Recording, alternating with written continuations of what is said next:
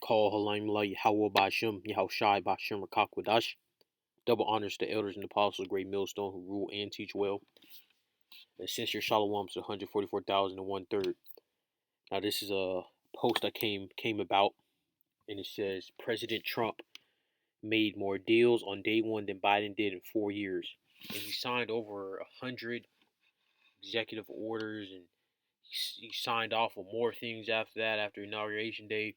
So I haven't fact checked this, so I'm not saying this post is accurate, but nonetheless, he is getting busy. He is getting rowdy, no doubt. He's stirring the pot.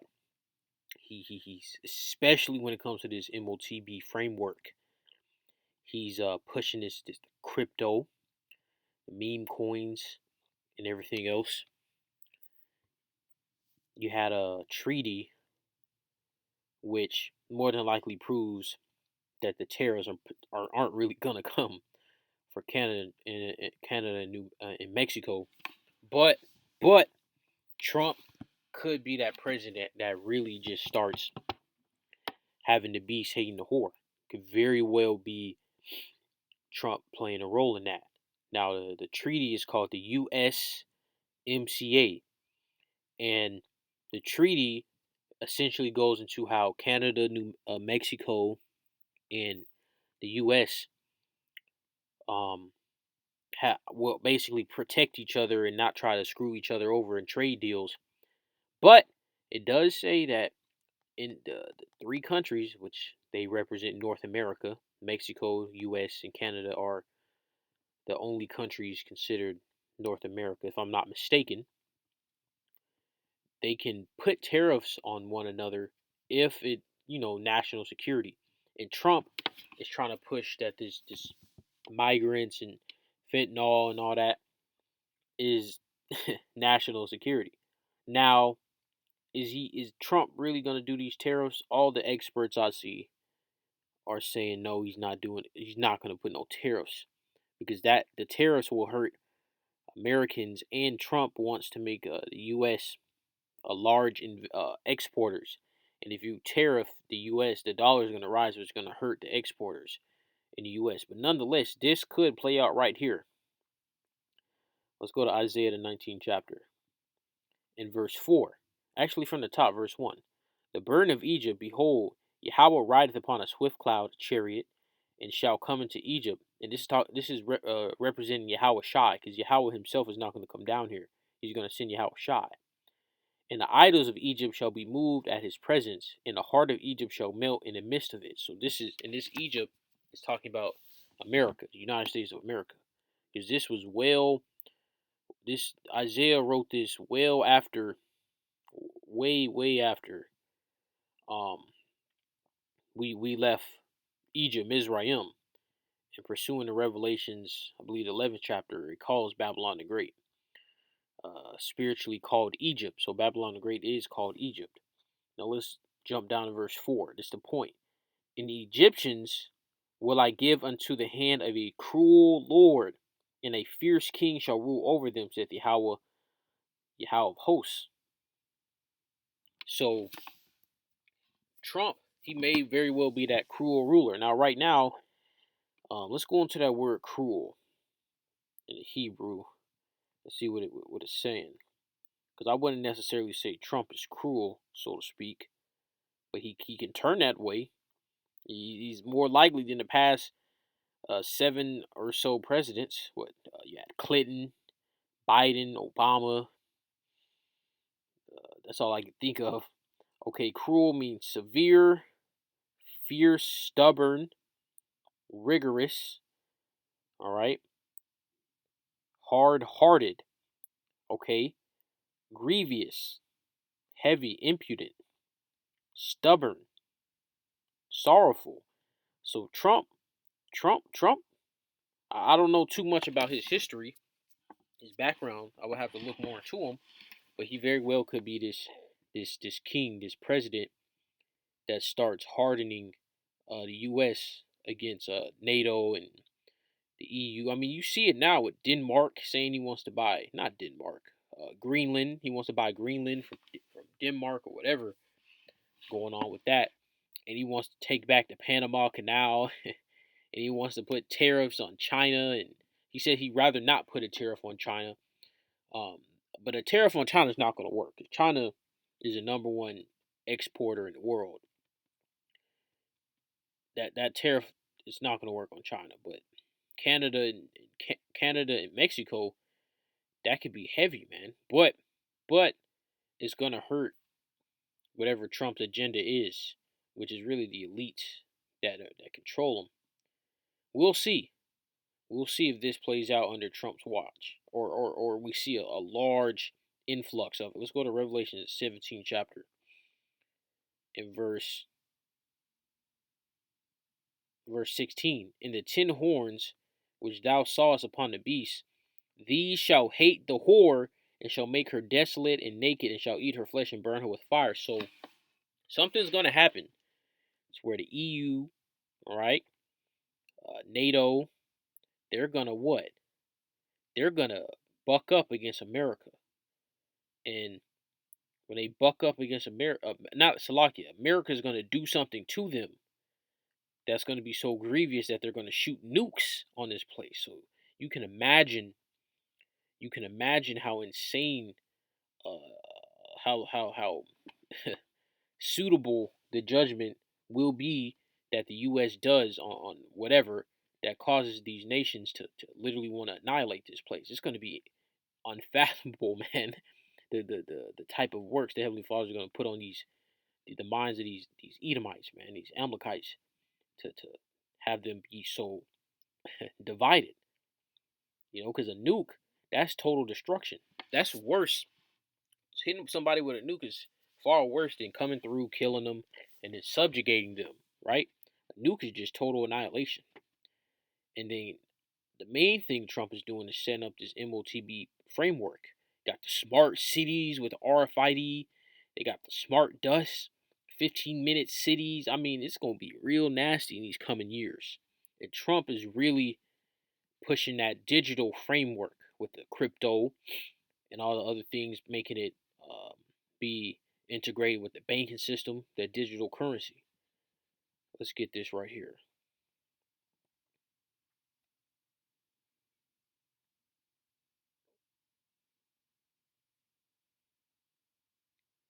Revelations 13:3. And I saw one of his heads as it were wounded to death, and his deadly wound was healed, and all the world wondered after the beast. So the whole world is still wondering after the U.S. Now, yes, indeed, the U.S. is weakening. The U.S. is weakening simultaneously. Other countries are getting stronger. Let the weak say, I am strong, right? Roughly paraphrasing. I think that's Joel, the 3rd chapter. And I'm going to get it too, a little bit. You got Iran, however you pronounce that country. The Persians, the Elamites, they're getting strong. The other Elamites, man, the so-called Indians, they're getting strong. China, very powerful. All right, Russia, they're Edomites too. But guess what?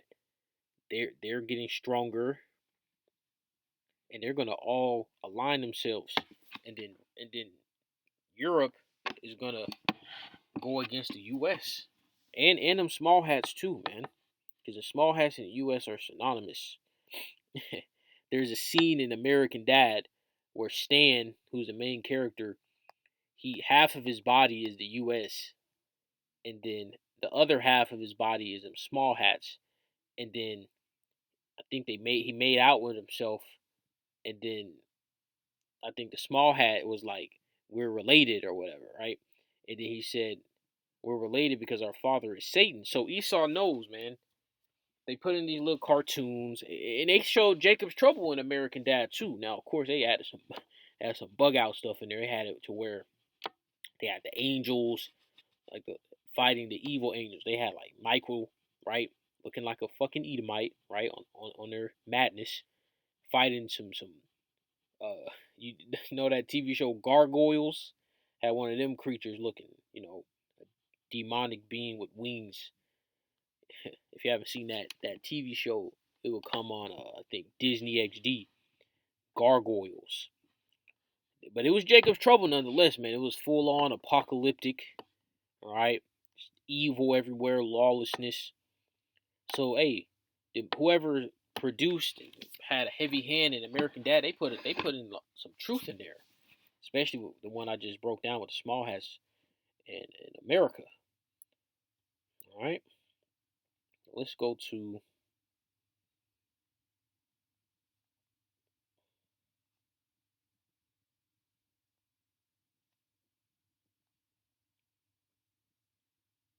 First Thessalonians, the 5th chapter, and verse 1 from the top.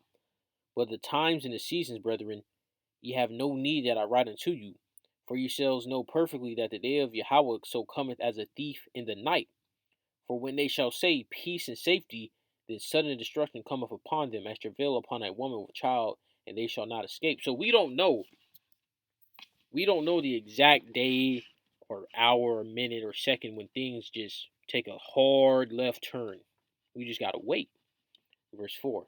But ye brethren are not in darkness, that day should overtake you as a thief. So when things, there's just gonna come a point in time where things change dramatically, like with the sea ragamuffin. All right, things are gonna change, but we already expect and are anticipating this change and preparing ourselves. How are we preparing ourselves? Faith, works. All right, that's the two primary things.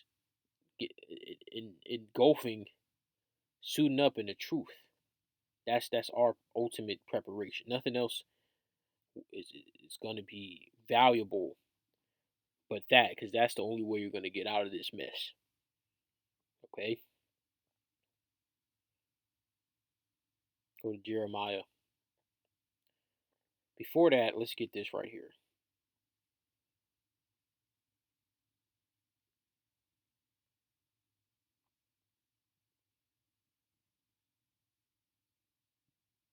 Matthew 24 and 13. But he that shall endure unto the end, the same shall be saved. So if you're not enduring to the end, you're not going to be saved. Now, of course, we're going to have some of the elect that be martyrs, but that they're still coming to an end, just in that flesh and that body, and the dead in the Mashiach shall rise first. And of course, all the things that happen has been predestinated. This is not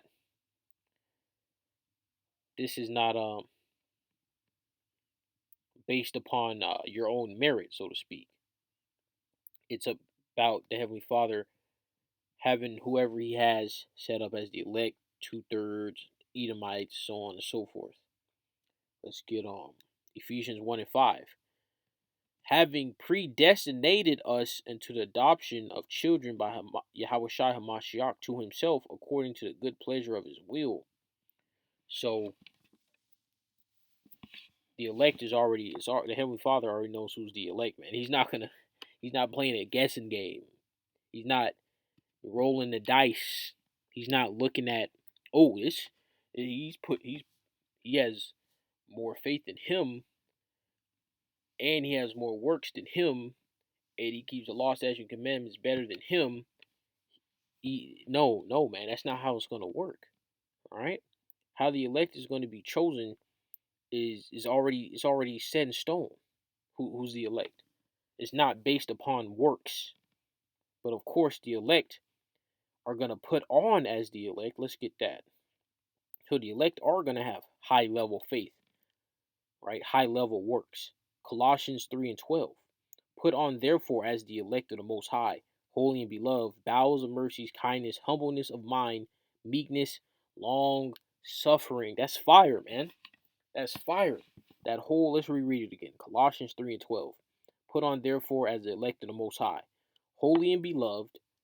I believe King David means what? Beloved. Bowels of mercies, kindness, humbleness of mind, meekness, and long suffering. So what does that tell you, man? You see? So this is how things are going to flesh out. Let's go. Let's finish. I'm going to finish this off in Jeremiah 51. Jeremiah 51 in verse 9. Because what does Trump say? Make America great again. He said that his first go around, America got worse. So what do you think is going to happen now? Jeremiah 51 and 9. We would have healed Babylon, but she is not healed. So this place is not going to come back to its glory, man. Again, like I said, you may see a couple months of it shooting up a little bit, little. What I mean shooting up, I mean prosperity. Maybe at best, maybe. But I'm telling you, man, this place is through. Why? How do I know it's through? Because the Heavenly Father has revealed it to me through these scriptures. Jeremiah 51:9.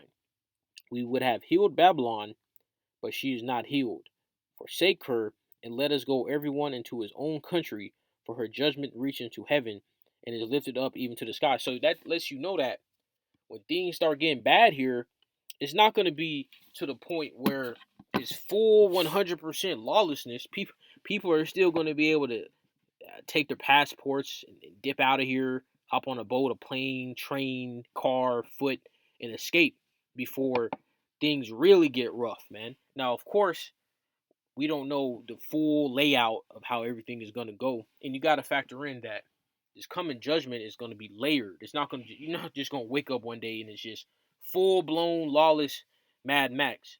Like this, what's coming is not going to be um it's not going to be like a like you watch these. I know y'all watch movies. It'll show you like one little thing.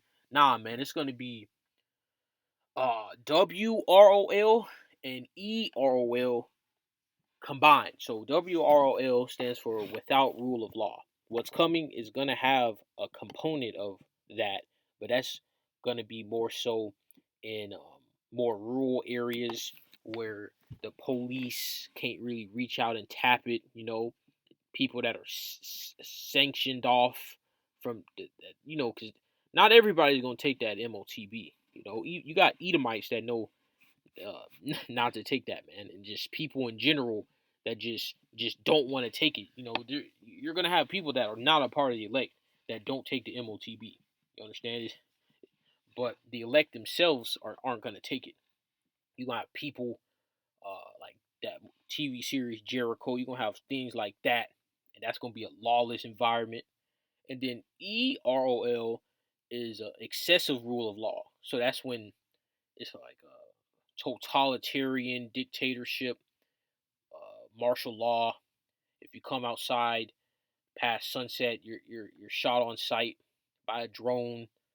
That's what's gonna happen in these cities, man. It's gonna get real nasty, and of course other things too that the Heavenly Father is gonna bring. All right. So with that, I say shalom.